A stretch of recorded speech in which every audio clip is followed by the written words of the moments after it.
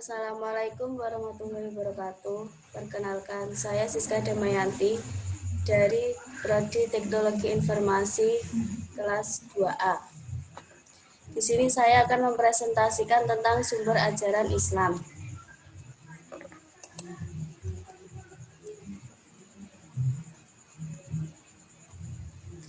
A. Al-Quran. Al-Quran adalah kalamullah yang mengandung mukjizat yang diturunkan kepada Muhammad SAW, penutup Nabi dan Rasul dengan perantara malaikat Jibril yang dapat dipercaya alaihi salam, ditulis di dalam mushaf, diajarkan kepada kita secara mutawatir, membacanya dinilai ibadah yang diawali surat Al-Fatihah dan diakhiri dengan surat An-Nas. Nama-nama Al-Quran: Asy-Syifa artinya penyembuh, Alkitab artinya kitab, Al-Furqan artinya pembeda, Az-Zikr artinya peringatan, At-Tanzil artinya yang diturunkan, Al-Hikmah artinya kebijaksanaan. Sejarah singkat kodifikasi Al-Quran dan perkembangannya. Al-Quran merupakan pedoman hidup kaum muslimin sekaligus mukjizat terbesar yang diberikan Allah kepada Nabi Muhammad SAW. Al-Quran sebagai kitab suci yang memuat firman-firman ilahi tentu harus bersifat absolut dan tidak dapat diubah. Sejarah mencatat berkali-kali usaha manusia dalam merubah dan menandingi isi Al-Quran selalu saja dapat digagalkan. Perubahan sekecil apapun dalam Al-Quran akan sangat mudah ditemukan oleh umat muslim melalui lisan ulama dan para penghafal Al-Quran. Hal ini juga menguatkan kedudukan Al-Quran sebagai mukjizat dan wahyu dari Allah Subhanahu wa Ta'ala. Sejarah historis. Perjalanan pembukuan Al-Quran memang tidak sekompleks pembukuan hadis, namun bukan berarti kodifikasi Al-Quran tidak menarik untuk dikaji. Al-Quran sebagai kitab suci yang telah berusia 14 abad lebih tentu mempunyai kisah tersendiri dan menarik untuk dibahas. Al-Quran pada masa kenabian berbeda dengan Al-Quran yang kita kenal pada hari ini. Perbedaan ini hanyalah sebatas perbedaan dari segi bentuk dan penulisan semata, namun keabsahannya juga tetap terjaga.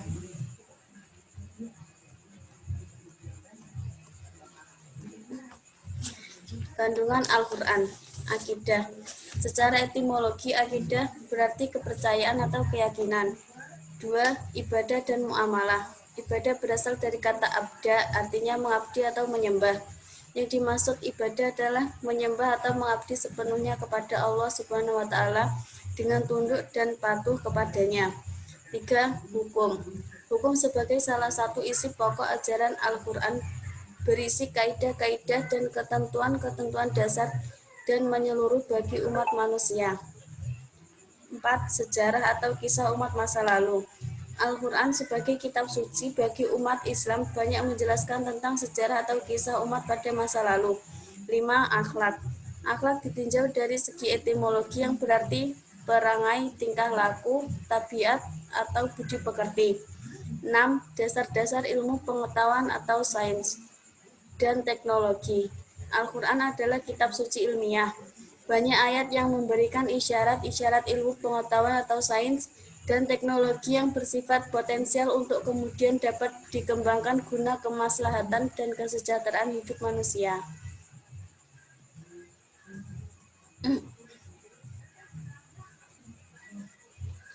Fungsi Al-Quran. Al-Quran sebagai Al-Huda atau petunjuk, Al-Quran sebagai Al-Furqan atau pemisah, Al-Quran sebagai Asy-Syifa atau obat, Al-Quran sebagai Al-Mau'izah atau nasihat. Adapun beberapa peranan Al-Quran dalam kehidupan manusia. Peran Al-Quran untuk kehidupan manusia. 1. Menjelaskan masalah yang terjadi pada umat sebelumnya. 2. Penyempurna dari kitab-kitab sebelumnya. 3. Memantapkan iman Islam. 4. Tuntutan dalam menjalankan kehidupan. Peran Al-Quran sebagai sumber ilmu. 1. Ilmu hukum. 2. Ilmu sejarah Islam. 3. Ilmu tentang pendidikan agama Islam. 4. Ilmu tauhid.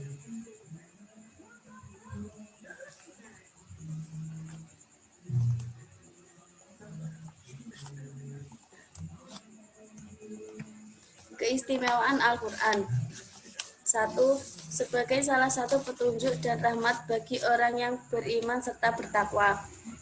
2. Sebagai bentuk informasi kepada setiap umat jika Nabi dan Rasul terdahulu memiliki syariat atau aturan dan caranya masing-masing dalam menyembah Allah Subhanahu wa Ta'ala.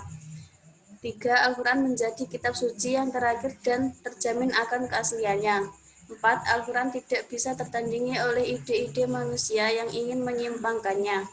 5. Membaca dan mempelajari isi dari kitab suci Al-Quran merupakan suatu ibadah dan dihitung sebagai pahala. 6. Al-Quran diturunkan oleh Allah Subhanahu wa Ta'ala dan langsung dipelihara olehnya. 7. Pembenar dari kitab-kitab sebelumnya atau kitab-kitab yang terdahulu. Keautentikan Al-Quran.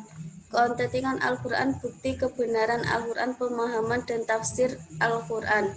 Al-Quran Al-Karim memperkenalkan dirinya dengan berbagai ciri dan sifat. Salah satu di antaranya adalah bahwa ia merupakan kitab dan keautentikannya dijamin oleh Allah. Dan ia adalah kitab yang selalu dipelihara. Inna nahnu nazalna dzikra wa inna lahu lahafidun. Sesungguhnya kamilah yang menurunkan Al-Quran dan pasti kami pula yang memeliharanya. Quran Surat Hijr ayat 9.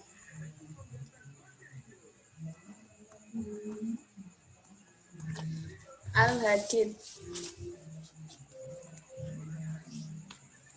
Al-Hadid secara harfiah dapat diartikan sebagai perkataan atau sabda, percakapan, atau perbuatan. Sedangkan secara terminologi, hadis didefinisikan sebagai catatan yang sumber dari pernyataan dan tingkah laku Nabi Muhammad SAW yang dijadikan landasan syariat Islam. Sejarah kodifikasi hadis. Tradisi penulisan dan penyebaran hadis sebagaimana telah diketahui dalam abad pertama Hijriah dari zaman Rasul, Khulafa al-Rasyidin hingga abad pertama Hijrah masih bersandar pada hafalan para sahabat dan tulisan-tulisan hadis dari pribadi dari sahabat yang tersebar dalam beberapa catatan mereka. Saat pemerintahan Khalifah Umar bin Abdul Aziz, beliau tergerak hatinya untuk mulai membukukan hadis, dikatakan resmi dan massal karena kegiatan penghimpunan itu adalah kebijakan dari kepala negara dan perintah negara itu ditujukan kepada gubernur serta ulama hadis pada masa itu.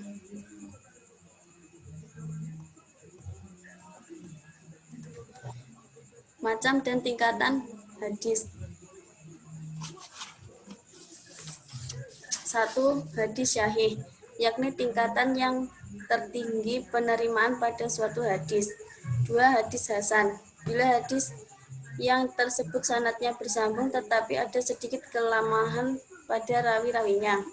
3. Hadis dhaif atau lemah, ialah hadis yang sanadnya tidak bersambung atau dapat berupa hadis mauquf, matfu, mursal, mu'alah, mudallas, muntaki atau mudal. 4. Hadis maudhu, bila hadis dicurigai palsu atau buatan karena dalam rantai sanadnya dijumpai penutur yang dikenal sebagai pendusta.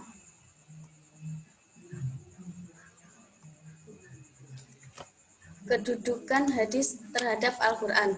Dalam Al-Quran, hadis berkedudukan sebagai bayani atau penjelas, yaitu menjelaskan arti yang masih samar dalam Al-Quran dan menguatkan serta menegaskan hukum-hukum yang tersebut dalam Al-Quran atau disebut fungsi takkid dan tahrir.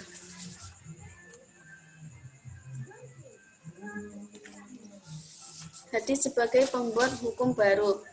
Hadis dalam Islam memiliki kedudukan yang sangat urgen, di mana hadis merupakan salah satu sumber hukum kedua setelah Al-Quran. Al-Quran akan sulit dipahami tanpa intervensi hadis. Memakai Al-Quran tanpa mengambil hadis sebagai landasan hukum dan pedoman hidup adalah hal yang tidak mungkin, karena Al-Quran akan sulit dipahami tanpa menggunakan hadis. Kaitannya dengan kedudukan hadis, di samping Al-Quran sebagai sumber ajaran Islam, maka Al-Quran merupakan sumber pertama, sedangkan hadis merupakan sumber kedua.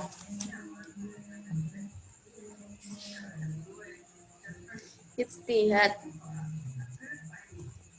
Secara etimologi, ijtihad yaitu pengerahan segala kemampuan untuk mengerjakan sesuatu yang sulit.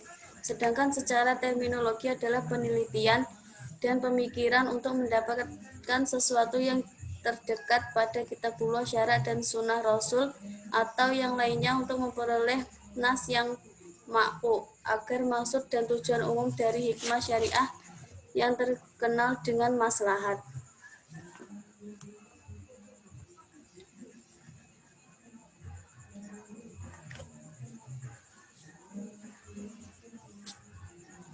Dasar hukum ijtihad. 1. Al-Quran terkandung dalam surat An-Nisa ayat 59. Ya ayyuhalladzina amanu atiullaha wa atiur rasula wa ulil amri minkum. Fa in tanaza'tum fi syai'in farudduhu ilallahi wa rasuli in kuntum tu'minuna billahi wal yaumil akhir. Dzalika khairu wa ahsanu ta'wila. Wahai orang-orang yang beriman, taatilah Allah dan taatilah Rasul Muhammad dan ulil amri pemegang kekuasaan di antara kamu. Kemudian jika kamu berbeda pendapat dengan sesuatu, maka kembalikanlah kepada Allah atau Al-Quran dan Rasul sunnahnya. Jika kamu beriman kepada Allah dan hari kemudian, yang demikian itu lebih utama bagimu dan lebih baik akibatnya. 2. Dasar sunnah yang terkandung dalam hadis Mu'adz. Hadis ini menceritakan tentang diutusnya Mu'adz menjadi qadhi atau hakim di Yaman. 3. Dasar logika. Dasar logika diperbolehkannya ijtihad adalah karena keterbatasan nas Al-Quran dan Sunnah jika dibandingkan dengan banyaknya peristiwa yang dihadapi oleh umat manusia.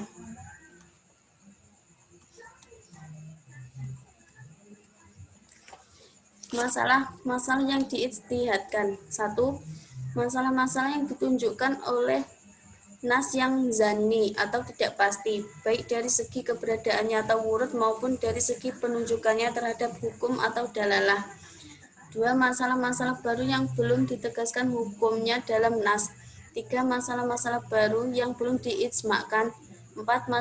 Masalah yang diketahui ilat atau alasan hukumnya seperti dalam masalah muamalah.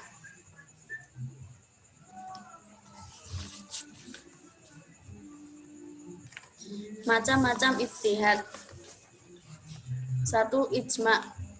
Ijma' adalah kesepakatan para ulama dalam menetapkan sesuatu hukum-hukum dalam agama berdasarkan Al-Quran dan hadis. 2. Qiyas, atau menggabungkan atau menyamakan. Artinya menetapkan sesuatu hukum atau perkara yang baru yang belum ada pada masa sebelumnya, namun memiliki kesamaan dalam sebab dan manfaat. 3. Istihsan adalah fatwa yang dikeluarkan oleh seorang faqih atau ahli fikih hanya karena dia merasa hal itu adalah benar. 4. Maslahah mursalah adalah tindakan memutuskan masalah yang tidak ada naskahnya dengan pertimbangan kepentingan hidup manusia berdasarkan prinsip menarik manfaat dan menghindari kemudaratan. 5. Sudut zariyah adalah tindakan memutuskan suatu yang mubah menjadi makruh atau haram demi kepentingan umat. 6. Istihsab adalah tindakan menetapkan berlakunya suatu ketetapan sampai ada alasan yang bisa mengubahnya. 7. Urf adalah tindakan menentukan masih bolehnya suatu adat istiadat dan kebiasaan masyarakat setempat selama kegiatan tersebut tidak bertentangan dengan aturan-aturan prinsipal Al-Quran dan hadis.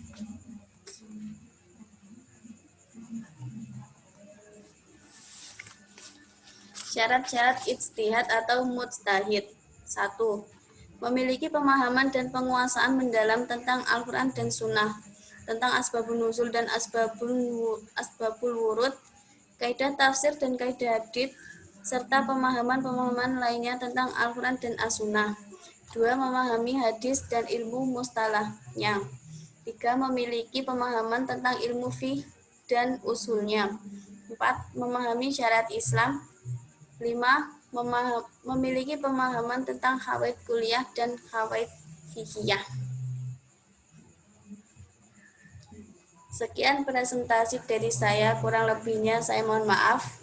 Wassalamualaikum warahmatullahi wabarakatuh.